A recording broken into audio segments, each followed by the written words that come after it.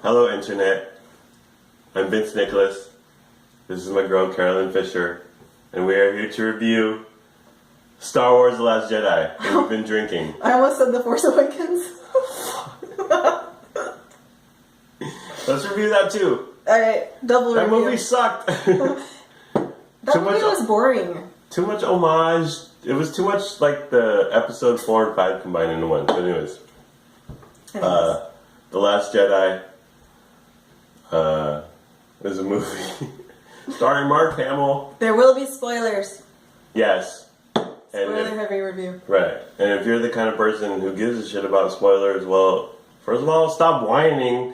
Spoiler alert! I hate that shit. Like, it's been out for what, 5?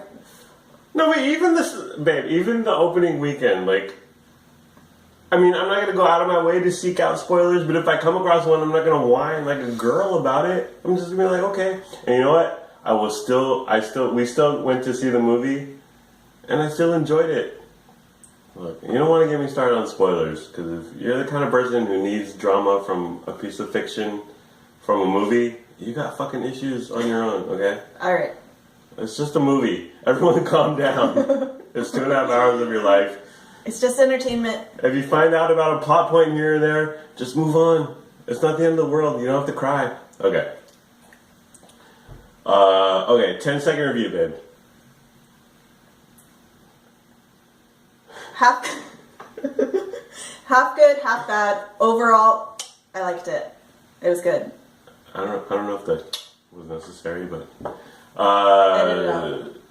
yeah, my review is, my 10-second review is 90 minutes was just inconsequential crap, like silliness, and then the last 45 minutes was fucking movie magic, like Star Wars, like just amazingness, awesomeness. I agree with that.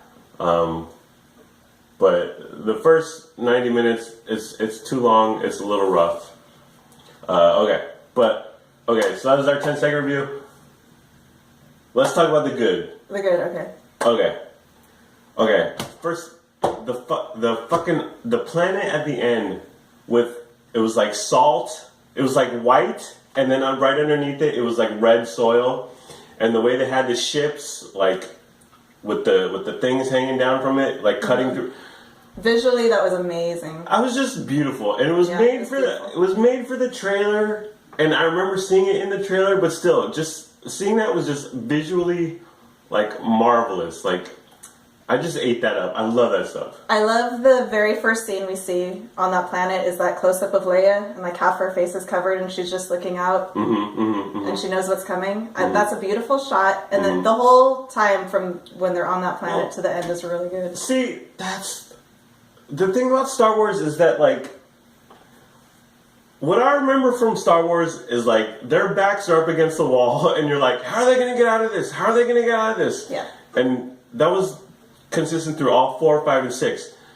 Force Awakens and the frickin' prequels, which I don't want to get into, but Force Awakens, you're just like, okay, whatever. Like, there was no peril, there was no danger, you're just kind of going through the motions. But like you said, when they're at the last, quote-unquote, last battle, or they're like, this is the end, this is the final fight.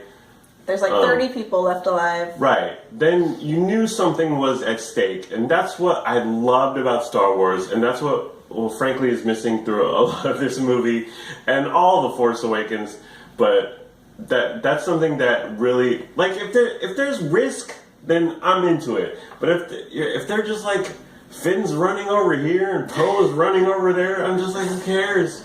Like get to the danger. Okay, go ahead, babe. I know that the time they spent on the island with Luke was too long, but Yeah. I overall still like all the scenes with Luke and Rey on the island. I think it's beautiful. See, okay. They should have cut out some of those scenes, I think, but I like the dynamic between Rey and Luke. Maybe we should say he's seen it twice and I've seen it 3 times. Yeah. Is that important to mention? No. So we're experts. Sure. Every time I see it, I've liked the dynamic between Luke and Rey more and more. Yes. I love Rey overall. time she's on screen. I'm happy. It got better as the movie progressed, and that's like, I don't want to get into the bad right now, but it was definitely when Rey like starts fighting Mark Hamill and like busts out the lightsaber and stuff was going on. That's when the movie really took off for me, and like I said, that was like after 90 minutes, but it was a rough night. It was a long slog to get there. Okay, it was a lot of chatting, yeah. See, okay, I don't want to go into the bad right now, but okay, Rey and Mark Hamill eventually turned into something cool. So the red planet with the salt snow, like. It was salt, but it looked like snow. And that really took me back to, I forget if it was the first Star Wars, Episode 4, Episode 5, whichever one they were on Hoth, the ice planet. Yeah, number 5. Yeah, and that, like, it was just so cool. Like, it reminded me of, like, just being a kid. I remember when first watching that movie, and I was like, wow, they're battling these big-ass walkers, and they're in the snow, and all they have are these guns, and they're in the trenches. So it kind of recreated that, but it went further than that to me. Like, there was just more at stake. But yeah, it was an homage to Episode 5, but it was more than that, because I feel like The Force Awakens just paid too much homage. Like the bar scene, I was like, okay, like we've been here. But I really loved just visually that planet. Another thing I really loved was the bomb dropping. This was near the beginning of the movie. The very beginning, yes. When the first, when the attractive Asian woman was killed. Yeah. But, so they have these ships, and the ship has to drop hella bombs onto the bad ship or whatever. But these bombs are like the size of bowling balls, and they're just stacked up from bottom to top. And when the pretty Asian chick launches all the bombs, it's just so cool seeing like a couple hundred bowling balls dropping down, like visually. It's just so beautiful. That's really cool. She kicks the ladder, and finally the thing falls. Yeah. She grabs it. And just to see that's a really good scene. Just to see all of them come down again. Like, I'm just talking about visuals. It was just like, wow, this is cool. Like, that's what Star Wars can do. And this director, whatever his name is, Rian Johnson. Yeah, Rian Johnson, very good visually. Yeah, I have to give him props for like the everything visual. There's a lot of beautiful scenes in this movie. Yeah, a lot of good cinematography. I don't know if he was the cinematographer, but whatever. Okay, another good thing, Kylo Ren. I liked him in this movie. Now, to be fair, I did not like him in Force Awakens. I was like, what's this guy's deal? I did like, he was my favorite part of Force Awakens, and he's my favorite part of The Last Jedi. I love Kylo Ren. Can we talk about, are we talking about how hot people are yet? Or is that later? Later. Oh, well, do it. Whatever. Okay. Say what you have. Looks aside, I love Kylo Ren as a character, as a bad guy. I think he's great. I love how he's immature and unhinged, and his anger is just unleashed. See, but I love him as a bad guy. I think he's a great villain. I think his character matured in this movie. The first movie, when he's just smashing up computers, I was like, okay, yeah. Is he mad at AOL or something? I don't understand why he's so mad. Why didn't he just call tech support? Imperial tech support, Imperial information technology. My computer needs to be restarted. Okay, I'll give you that. I'm thinking of like the last, like the third act of The Force Awakens, like him and Rey fighting. Like, you mean Last Jedi? No.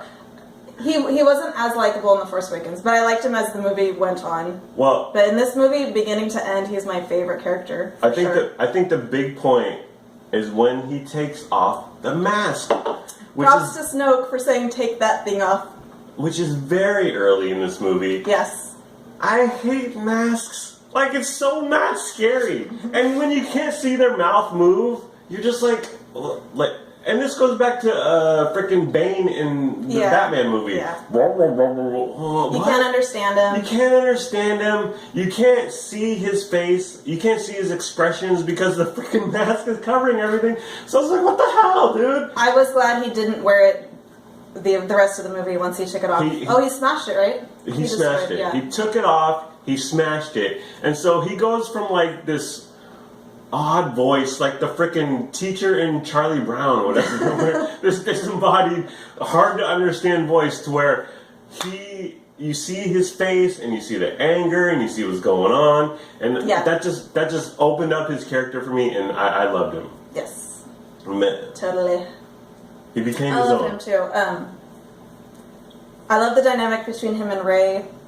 I think they have really good chemistry. Anytime they're together on screen, it's good. Well, it's like the sexual tension. I mean, can we be honest? Are they gonna fight? They kind of ruin you two, and it's kind of hot. That was so hot. Yeah, but there's Skype calls, which we'll go into, which we'll go into later when we trash the movie. What?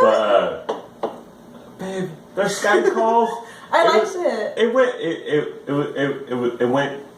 It was used too often. It was just like, oh, I'm not ready for you. I don't want to talk right now. Okay. There was important things though we learned later on when we find out that Luke was Skyping himself or projecting. It's important that we saw earlier that Kylo was able to feel like the rain that Rey had. So we could see that physical things were able to transfer through the projection. So then at the end, it was believable that Luke... It sets up Mark Hamill. Yeah, it kind of... It was too much. It was... I just... Video chat? I mean, really? Can't you just text each other? And I just think it was a trope that they used way too often. Okay, another positive. You didn't like Laura Dern. No, but on this third viewing, I liked her more than I had the past two times. When you weren't checking your phone. Okay, honey, let's be honest. Just kidding. I was discreetly looking at my phone. Okay. She was one of those people. I like the purple hair. I just feel like they didn't quite... I feel like we should have been introduced to her and spent more time with her before her and Poe had their kind of... What's it called? This... They butted heads. Different. They had differing views, opinions. For me, Laura Dern, I agree that she could have used more backstory, but in the end, she served a purpose. Like, Leia went away, she took over, and then she, fucking killed herself. Spoiler she had one of the best scenes in the movie when she light speeds into... Right. Well, that's the next thing I wanted to talk about. That scene was... When Laura Dern... That's her name, right? Yeah. When she goes Kari, kamikaze, into the bad guy's spaceship, and it's just silence for like 5 seconds. Such a good choice by the director or whatever exactly. to have that be silent. Exactly. It made such an impact because you're just like... Because that movie is just non-stop lasers and choo-choo-choo. And to be just quiet... But visually, it's still going on. Like, the bad guy ship is coming apart and there's explosions. But audio, is almost nothing. And it's like, it just makes you take notice. It makes you step That's one of my favorite scenes in the whole movie. Super cool. Super cool. Yes. You didn't like Benicio del Toro's character? No. Not at all. Especially, every time I've seen the movie, I've liked him less and less. I can't stand to hear him talk even more. See, I think he was tainted by the whole casino world, which is a whole freaking thing I didn't even get. But he had affectations. He was a little wacky, and that bothered you. Yeah. I would have preferred his dialogue just without the little quirks, I think. See, you haven't seen 12 Monkeys. I've seen 12 Monkeys, and I think he models his character in this after Brad Pitt in 12 Monkeys. Just kind of offbeat, kind of wacky, kind of not altogether there, but there's quote-unquote genius going on, or he's very eccentric. But I kind of dug him. He was just kind of... Everyone in Star Wars is just so, like, this is the heroine, and this is... And Poe is Han Solo, and Luke Skywalker is the Eye of Optimism, and Daisy has the Force. So him just being offbeat, I liked.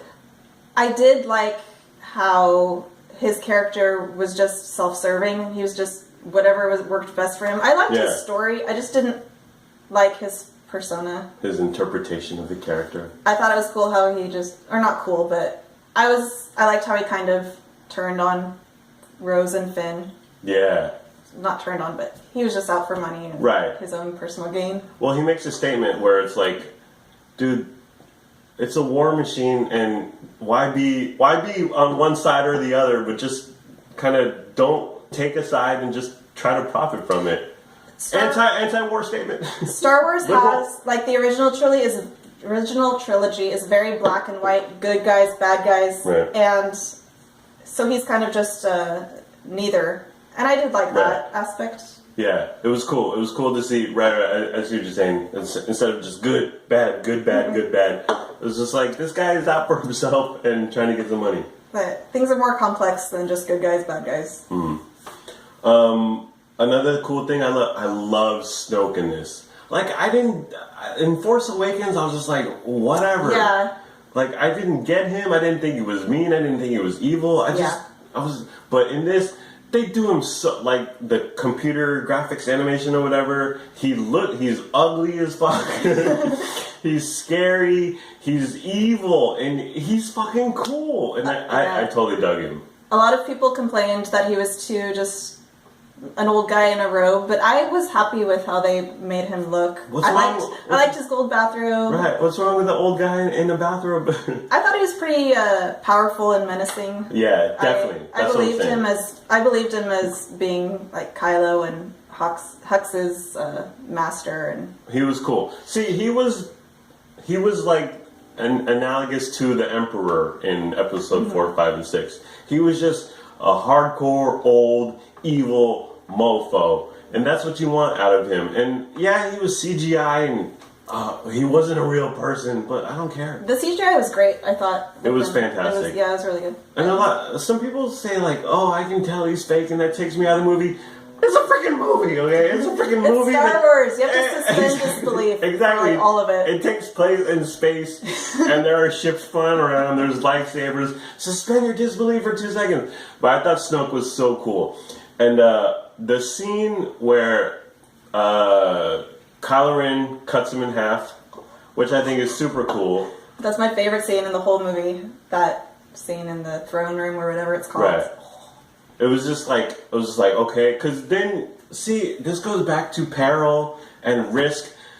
When they kill Snoke, I'm like, okay, shit's happening. Like, no one is expendable, or everyone is expendable. No one is 100% safe. One of my favorite shots is when Rey and Kylo turn their backs on each other and start fighting the guys in the red suits. Yeah. I love that. And then the whole battle scene is so cool. Exactly. So that scene, Snoke gets sliced in half, and he's no longer but his Imperial guards or whatever, they're so freaking, they're like all red, and they got like samurai things going on, and they got...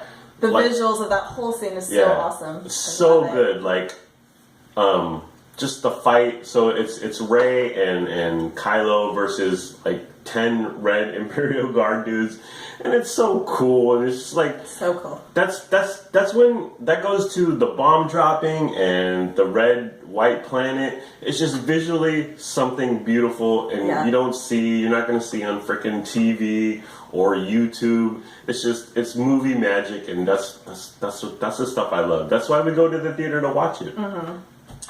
Poe.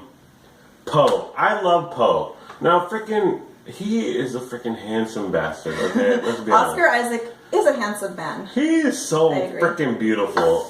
But besides that, I like his character, and he, like I said, he's kind of like Han Solo, where I think Laura Dern at one point says, watch out, fly guy, or fly boy, or you need to stop thinking with your cockpit or whatever. So he's like reckless, and he wants to just go out there and kill everything, and Leia and Laura Dern are like, chill out, dude, we need to like think about this and be more strategic, whatever. But I love Poe. I mean, his character and the actor, like I said, is beautiful. I dug him. Yeah? I didn't like Poe so much in this movie. I liked him a lot more in The Force Awakens. I thought he... Wrong! He was just He didn't do anything. I mean, in the beginning, it was... Babe, you want to talk about not doing anything? Okay, wait until we get to Finn, okay? Finn really doesn't do anything. That dude, I don't even get his character. It's been like 2 movies and I'm like, oh, what the hell? I like... Finn has so much potential because he's the first stormtrooper that we've seen to defect from the stormtroopers. What else? To the good side. What have you done for me lately? Exactly. What are they doing with Finn? But what are you doing with Finn? He deserves better. That's a good point. Like, he's a great origin. He's a freaking traitor to the bad guys. Remember in The Force Awakens when he pops... I'm sorry, honey. I'm still cute, babe. Oh, fuck. You know how much beer she made me drink? Okay. In The Force Awakens, remember I'm a lady. When he pops up, this scene is in the trailer. One of the best scenes, he pops up from the sand and we see his face for the first time. Yeah. Can you do something good with Finn in number 9? Right. Just give him something. Oh, we're not to the bad stuff yet, I guess. Right. Or are we? We kind of are. We're treading. We're on the line.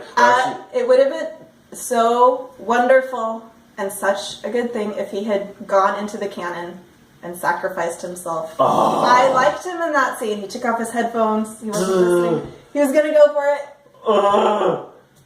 And I'm not okay. That's we'll save that for the bad. But so that was the good. Now let's trash the shit out of this movie. I mean, listen. I like it more than The Force Awakens. Did you? Yes. Okay. I thought The Force Awakens was boring. I've rewatched it a few times, and I just... It was like a... It's just, hard to get through. Here's what happened with The Force Awakens. Disney was like, we are rebooting Star Wars, which is a multi-billion-dollar franchise, and they hand the reins over to J.J. Abrams, who's quite talented, but they were like, here's a couple $1 billion at stake. And he just made the safest movie possible, which I get. Yeah. It had to pay homage and be very, very familiar and sort of tread a little new territory, but in the end, it was just too much rehash of episode 4 or 5. Whatever. Rogue One, I loved. I love Rogue One. Did you like Rogue One more than Last Jedi? Ooh. Yes. The answer is yes. Yes, I did. Right. I agree. Well, we're about to get into the problems with Last Jedi, but Rogue One was just cool. It was a good action sci-fi, and they died at the end, spoiler alert. Everybody died. So it was a one-off, so it's not this... A lot of problems I have with sequels and prequels and Marvel Cinematic Universe, there's just so much, like... storylines they have to continue and analogies and just legacy they have to deal with, and they have to fix this plot hole and they have to deal with this character. Rogue One, dude, they had a problem, they tried to solve it, they died, that's it, and you're done and you're over with. Star Wars came out 40 years ago and there is a lot of stuff to deal with, and to the hardcore fans who want their stories wrapped up and want closure and what this doesn't make sense and that's who cares? It's a freaking it's this movie in space. Who cares? But they have to pay lip service to the fans and they have to do all sorts of things. Whereas Rogue One and most of the movies I like, it's a one-off. It's a story and you're done with it, and you don't have to like. There's not all this anthology. You have to make sure this is correct because of this universe, and this happened over here, so this has to make sense over. Who cares, dude? This is a freaking movie, okay? Yes. Okay. Problems we had with Last Jedi. Let's start at the beats. Well, I don't know. Let's just go. Whatever. The first time I saw it, most of the humor was kind of cringy to me, but I've noticed. Each time I've seen it, the humor has been less. I've enjoyed it more. Well, I mean, we already talked about the good, but one of the good things in that was the opening scene with Poe, and he's on the phone with the ginger evil guy, and he's like, "Hello, are you there?" And he's like, "I'm going to destroy your ship. Are you there? I'm waiting. Hello." I just thought that was so funny. It started off the movie just on the right note. It was a little enjoyed off that. kilter. Hux in general, the redhead guy, is so he's just a caricature. Ginger. He's an angry ginger. well, his character is just so over the top. Yeah. Overall, I'm kind of on him. It's kind of like how you have to play him though. He's the goofy, angry. He's trying to like be bigger than Han Solo or Han Solo's son, Rey. What? Who's the buff guy? Kylo. He's trying to be more than Kylo. I like when after Snoke dies and Kylo is the new Supreme Leader. I like the dynamic between Kylo and Hux. Right. I think that'll be interesting going into Episode 9 to see how they, because you can tell Hux is just scared. I think it's Hux. Hux. Anyway. The Imperial Ginger. He's a little bit more sensible than Kylo, but he's terrified of Kylo because Kylo's so much more powerful than him. Right. So I like their dynamic. There's a scene when there's just bodies everywhere and blood everywhere. And what's Ginger? I'll just call him Ginger. Hux. Okay, just whatever. Ginger Hux. But Kylo's on the ground because he just went through hell with the battle. And Hux kind of pulls out. He kind of reaches for his gun, and then Kylo wakes up, and Hux is like, "Oh," and he puts his gun away because he was ready. He was ready to take over. Yeah. But yeah, they're a battle, or they're constant butting heads. It's a good story point. I enjoy it. What about the words in the beginning, like in a galaxy far, far away, right? In a galaxy far, far away, and then they put up like 3 paragraphs in yellow font, and like I just they could just say, "I'm here for a movie. I'm not reading a book." It's tradition though. Like people are mad that it wasn't in Rogue One. There was no scroll in. Is that true? Yes. I totally forgot that. People were incensed. Makes Rogue One even better. But I don't. What's up with all the reading? You could basically say, "There's the bad side. There's the good side." Right. Luke Skywalker is still on the island. Right. It's a lot of words. So shut the hell up and watch this movie for the next 2.5 hours. It's in a galaxy far, far away. This is a battle of good and evil. Shut the hell up and here comes the movie. I mean, just this Imperial and the base and the rebels are doing this and the thing is like. I can read. I'm very literate, honey. Oh, you okay? Good. I'm good at reading. I can read, but in that environment, like I just start reading the same line over. Like, did I miss something?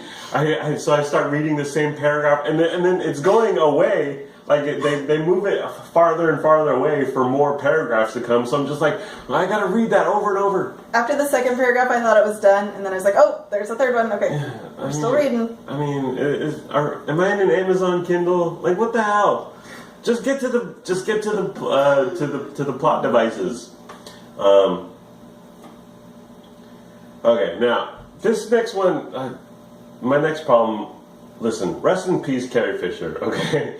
But she is freaking old. She is too old, and Harrison Ford was too old in Force Awakens, but they killed him.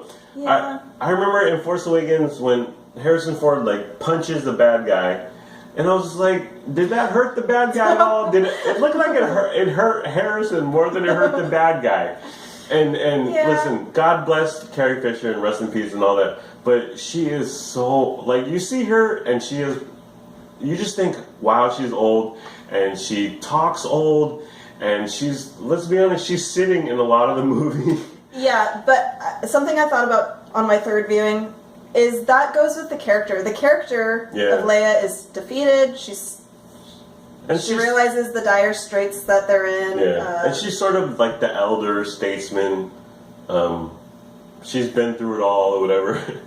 But, I don't know, for me, like, it kind of takes me out of the movie, so I wasn't a fan. And again, rest in peace, Carrie Fisher, blah blah blah. Debbie Reynolds, her mom. Something interesting I've heard people say on the internet discussing this movie. Well, one guy actually that has talked about this. People on the internet talking about movies. Holy Toledo! I never heard talking about The Last Jedi. This is groundbreaking stuff. One guy said that the only option they have going into Episode 9 is to recast Leia. Can you believe that? Can you imagine? Well, there's the other option of like totally CGIing her. No, they've confirmed they're not going to do that in Episode 9. But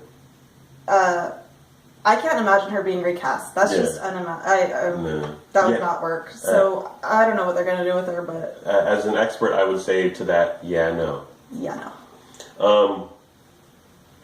What did you think about? Okay, so there's a scene where the ship she's on is exploded, and then she kind of floats through space and makes it to a safe ship. A lot of it is made of this scene. I'm just like, whatever. But do you have a problem with that? No, I didn't. It didn't. I thought it was fine. I thought the first time I saw it, I was like, oh, she's dead. But I didn't have. I thought it was fine. It didn't. Look, it's off. It's weird. It's askew. It's sort of off kilter. She's floating through space because she has the Force or something, and she survives this plane being blown up. Whatever. I'm not gonna get hung up. I'm fine with it, honestly. It is odd though. It's odd to see her floating. She floats through space and then she kind of like floats to a window on a spaceship. She's like, "Hello, hello. Can you open this window? Can you open this door?" She's powerful in the Force. Yes. Okay, and this goes to the lineage and the legacy and all this stuff. Chewie and C-3PO and R2-D2. I have no need for them at this point. And you know what? This goes to Harrison Ford and Leia. Like, it's time to move on. Hamill, I think Hamill is still integral to the story, obviously. Oh, for sure. Yes. I loved Luke Skywalker in this movie. Yeah. I loved his whole storyline. And honestly, he's older, but he's not old like Harrison Ford, Leia old. So he had a point in the story, but the constant C-3PO, R2-D2, Chewie, I just didn't. Chewie was okay because he had a purpose. He was flying the Millennium Falcon, which was important because that's the ship that Rey was using to get around the galaxy. So he served a purpose. C-3PO, no. He didn't have to be in it. Yeah. R2-D2 was important in that scene where he projects the old video of Leia he convinces Luke to help Rey, so that was vital. Come on. Whatever. You cynic. So Rey can't convince him with her constant whining, but R2-D2 projects a 40-year-old video of a young hot Leia. Let's be honest. And suddenly he's like, "Oh, okay, I'm gonna go try to save the world." Oh, it's his sister, a young hot Leia. It is his sister, honey. But if you remember in the original Star Wars, when he saw this video, he was like, "Who's that?" And you're like, "Oh, you don't know incest is about to pop off in the galaxy." That's true. But I just, again, there's too much homage or too much previous. It's time to move on. Yes. Can we all move on? Yes. Can we all move on collectively? In episode 9, less of those old characters would be fine. Right. That'd be good. Back to my point of the first 90 minutes kind of being just dopey or silly or dumb. I blame the script, and I think you can really see this in Mark Hamill, because Mark Hamill in the beginning of Last Jedi, he's just kind of like, okay, babe, The Force Awakens, it all leads to Rey discovering Mark Hamill on this island, so you're like, oh. That closing scene when they see each other on the island is so powerful. And you're just like, this means something. This is huge, this is significant. And in the very beginning, or near the beginning of Last Jedi, she hands him the lightsaber. Choo-choo, that thing. And what does he do? He throws it over his back, and you're just like, so what the hell was The Force Awakens about? Like, it was all leading up to this point, and then he just throws it in his back, and he's like, and he walks along his way, and you're like, okay, so that meant nothing. All this leading up to I don't know. I thought, like, that tone, and if you want to be funny, but that tone of just like, oh, Rey doesn't matter, and I'm just an angry Luke Skywalker on this island. I was just like, whatever. Like, some of Luke's humor worked for me, and some of it didn't. I liked when she says, "I'm from nowhere." Oh, I'm from Jakku, and he says, "Oh, that is nowhere." That I thought was funny. Well, their whole dynamic in the beginning, again, the first 90 minutes, which I constantly point to.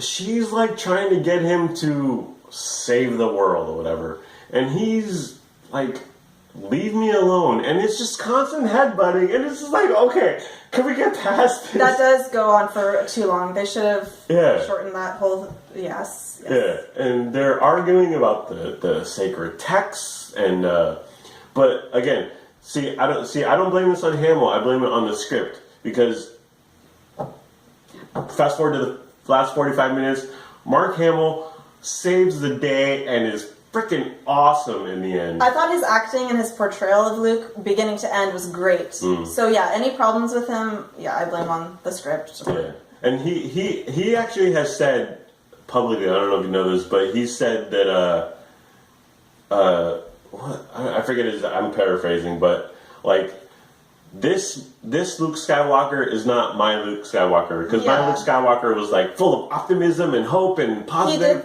He did say that, but that's not his whole statement. Was that after he read the whole script and went through it, that he liked Rian Johnson's vision, and overall he was happy with it. Right, but he was like, this isn't my movie anymore. I'm just it's a different time, different movie, different generation, different take or whatever. So now he's like the hermit. Well, he's basically Obi-Wan.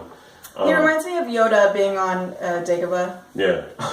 How he's kind of eccentric, and he'd been kind of alone for a long time. And he's dark, and he's moody, and he broods a lot, whereas in episodes 4, 5, and 6, he was like, we can fight the world, and Han Solo was more of the skeptic or whatever. Is it Dagobah? Where Yoda lived? Sure. Okay, I think it's time for us to dive into Rose and Finn. Okay. The worst part of the movie. Who are Rose and Finn? Okay. I'm trying to get them out of my head. I literally, when I watch this movie at home, I will fast forward every scene of them on Canto Bight, of them trying to make these cockamamie plans. The casino thing? Yes. And like even the lead up to it, when they're still with Poe on the ship trying to plan that. What? Finn is absolutely unnecessary as a character. Like, Poe is key. Again, Poe is sort of the Han Solo of what's going on of Last Jedi. Finn, what the hell is he? I don't get him. And I blame the script, because they don't know what to do with him. I don't know. And then all of this culminates in the end when she saves Finn from going into the cannon. This is the Asian chick. Rose, right? Yes, Rose. And then the unattractive Asian she has chick. that wretched line where she says, it's not about it's about saving the people we love. Yeah. Like, that's not how things work in war, honey. Right. Well, okay. See, at that point, so for people who don't know, at that point in the movie, Finn is like he's like suicide mission. He's going Laura Dern. He's going directly into the big scary cannon for the bad guys. And I was on board. Right. And that would have been the awesome way to go out. Mm-hmm. And I go back to Rogue One. Die. Kill some characters. Let there be some peril. Let there be risk. Some stakes. Right. Some lives at risk. Things are at stake. And so he's about to, die, but save the rebels or whatever. And then her ship kind of knocks his off. Yes. And then they have a moment where she says the line, it's not about fighting what you hate, it's about saving what you love. And then they freaking kiss. And then they kiss as the cannon is blowing up the door, they kiss. Whatever. It's just, it's so forced. I don't think he was really into it either. Yeah. Well, okay, you know what? Okay, you want to get real, honey? Yes. I think he has a thing for Rey. Totally. It's like when they finally see each other at the end. Yeah. He cares about Rey. I think more than just a friend. Yeah. He definitely he has feelings for Rey. Friends with benefits. But see, okay, you know what? See, that is a relationship I don't even get. I mean, they kind of Rey and Finn. Rey and Finn, okay. Finn's affinity for Rey being more than just a friend, because he's like constantly, where's Rey? It's like, dude, freaking Edward Isaac, what's his name? Isaac Edward Poe. Poe doesn't give a crap about Rey. Why do you care about Rey? And I understand they ran through in Force Awakens. They battled some things, but I think he wants some Rey. Totally. Punani. Totally. I don't know.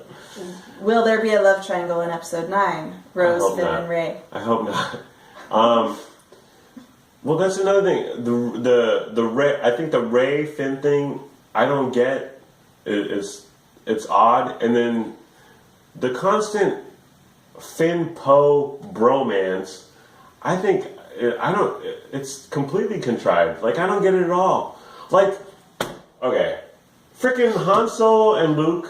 They were at odds. They butted heads because they were opposite personalities. But I felt there was like love there. They butted heads, but they also went through like life-threatening experiences together where they came out alive. So that's bonding. Right. They had a real friendship there. The whole Poe and Finn bromance, it just feels tacked on and fake. I agree.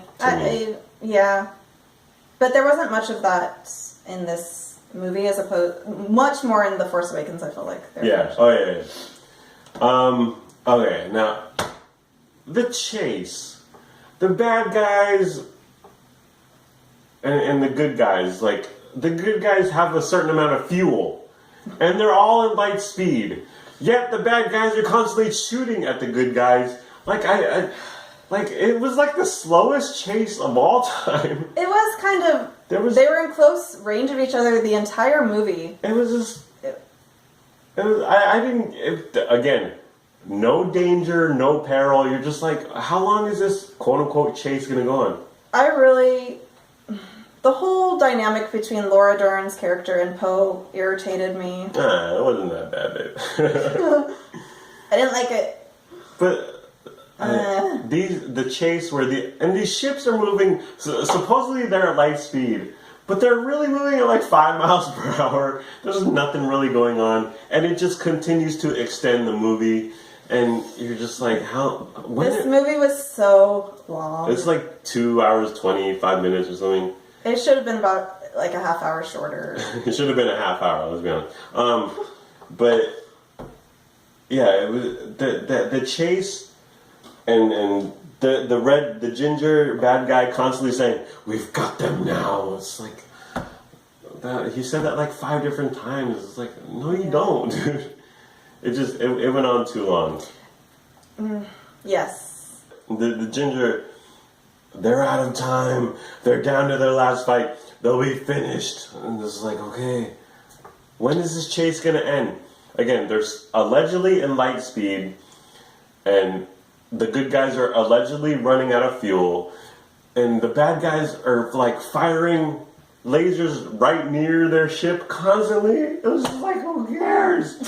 Okay. The casino world. Oh, God. I just...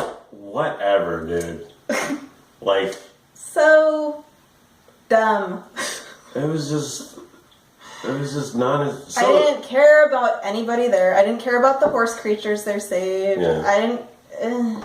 Well, they're told to look for this badge, and then they find the badge, which is Justin Theroux, hashtag Mr. Jennifer Aniston. And then he's just playing cards, and then they get captured. Again, Finn is freaking pointless. The Finn character can go. Chewie. Okay, the casino world. Just unnecessary. Again, Finn is not needed to The Last Jedi or The Force Awakens, let's be honest. They find these big dinosaurs and they ride them around.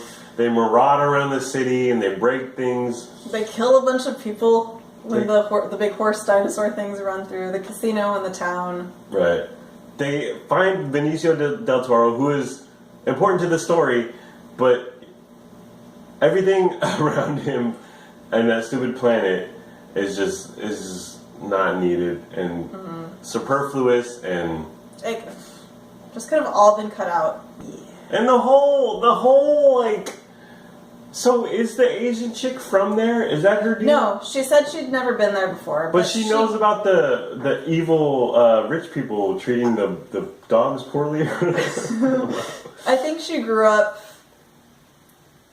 Again, whatever. Who the hell knows? And that introduced those children. Okay. Yes. And which is that setting up episode 14? I mean, what the hell? Like, this is all about the rebellion, and you see these kids who are like abused, but they're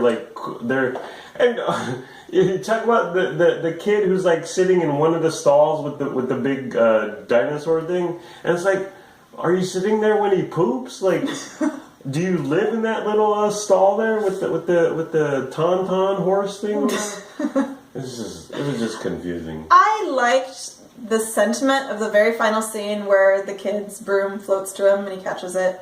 Yeah. I like the idea that means that there's Force users throughout the galaxy. Okay, yeah. I liked how that was represented, but overall, for some reason, every time the kids are on the screen, I just kind of rolled my eyes. And I didn't really care. Well, again, it's like the Porgs are there to sell toys. Are the kids there to set up episode 14, 15, and 16? Well, the whole, like, they're abusing these little horse dinosaur things, and then because they have, like, a horse track, and then the Asian girl, again, near the end of their time in the world, she, like, lets one go. Yeah. And she's like, oh, it was worth it. Or like, who cares?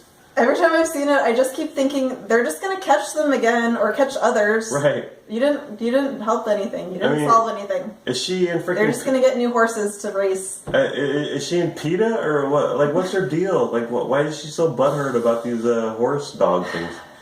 I wanted to like Rose. I did not like Rose. She bugged me. Okay. And that goes to the larger point, and listen, this is very vapid and superficial, but I go to the movies to see beautiful people do amazing things. I'm suspending my belief. Now, Kylo Ren, I don't think is a good-looking dude, but I like him. Okay. No, you don't. Take that back. But he has a look. He's very unique looking. Mm-hmm. Finn, okay, let's just get this out of the way.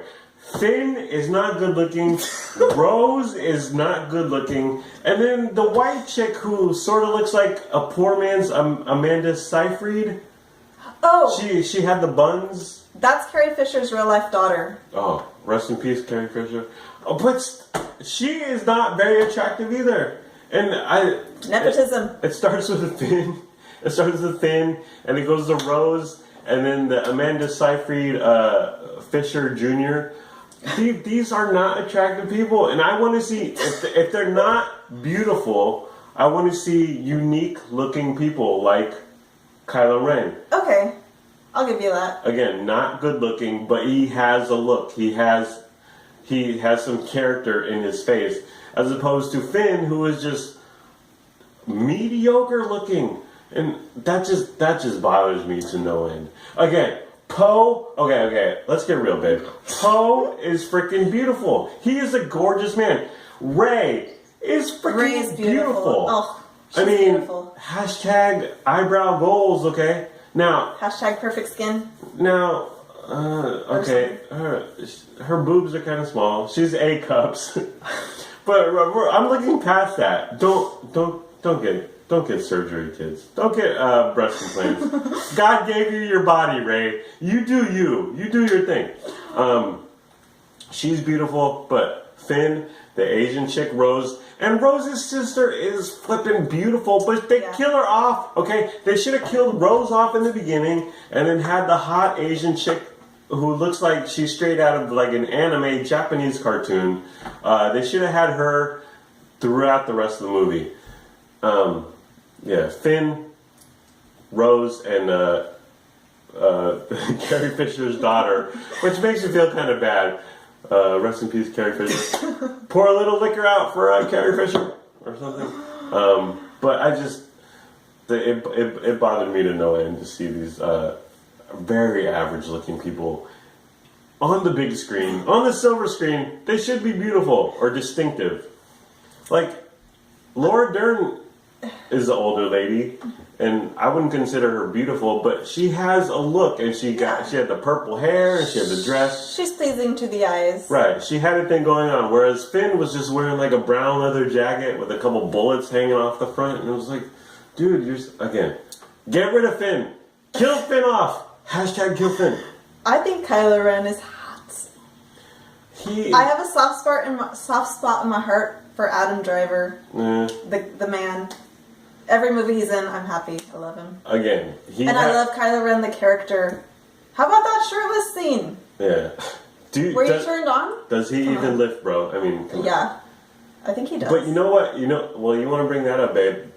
You notice they had his pants up kind of high. They didn't show his belly. So he probably has a little beer belly, okay? I think that's just the style. Hey, who among us doesn't have a little cushion for the pushing? That's the style of the First Order. The style of a Snoke wearing a bathrobe. That's the style. Exactly. Okay. Kylo. He's okay, but he's gorgeous. I like him because you don't know exactly, because he kind of teams up with Rey a little, and then he kind of like talks some crap about her. He's complex. Yeah, so you don't know what's going on, and that's the kind of stuff I can get into. Love him. Ariel, white Ariels. Oh yeah, so it's a shirtless Kylo, and I get it. The bro lifts, okay? His shoulders are wide. He is very wide, but with wide shoulders, babe, comes wide nipples and wide areolas, and they're a little disturbing. Let's be honest, they're a little much. The dude's in good shape. Listen, he's probably smashing it in the gym. I enjoyed that scene. He was okay. Again, they don't show the belly, okay? So he's probably got a little beard gut going on. But okay. But was it necessary? Because even Daisy, even Rey was like, can you put on a towel? This is the theory I've heard on the internets. Is he was shirtless to prove that they were really seeing each other or something. Yeah. Well, that goes to the whole non-stop Skyping trope that they exhausted. There was definitely sexual tension between them. Oh, yeah. Yeah. And see... I want them to hook up. Oh, yeah. It would have been so hot. So hot. So hot. Is there any hope in episode 9? Give me what I want, Disney. But see, Finn is pining for Rey. Yeah. And then Rey and Kylo... There's a scene in the very end when Finn is putting the blanket on Rose and is kind of like sitting by her, and Rey is looking at them. So maybe Rey has a little bit of feelings for Finn. Interracial, it's very taboo, just like us, babe. That kind of stuff doesn't cut it in the real world. Okay. So Rey has jungle fever, is what you're saying. or Finn has jungle fever, which is less racist. Babe, what's up? What's your grade overall? Yeah, scale of 1 to 10. You give it first. Oh. I was actually going back and forth while watching the movie today. I know. Because what I love, and what I hate is I can barely stand to watch. Well, I think what I was thinking is that, again, the first 90 minutes, 4. Last 45 minutes, maybe an 8, so I would go in the middle, 4, 8, 6. I guess. I give it a 6. I was going to say 7. Wrong! No, I was going to say 7.5, actually. Because I'm imagining when I watch it at home, fast-forwarding all the Rose and Finn. Yeah. And that's not... Okay, the movie overall, unedited, 7. But better than Force Awakens. Yeah. Not as good as Rogue One. Yes. And it kind of... After The Force Awakens, I was like, oh, whatever. Like, obviously, I'm going to see a Star Wars movie. And I want to see Star Wars movies. But I'm more, quote-unquote, excited about where the franchise is going after this. After what Ryan Johnson did. I am too. I'll agree with that. Yeah. I'm excited for episode 9. Can't wait to see it. Yeah. And all right. Peace out. Well, what's my sign off, babe? Like, subscribe. Comment. Or don't. Let us know in the comments below what you think of The Last Jedi. Right. Who was hot? Who'd you do? Who'd you not do?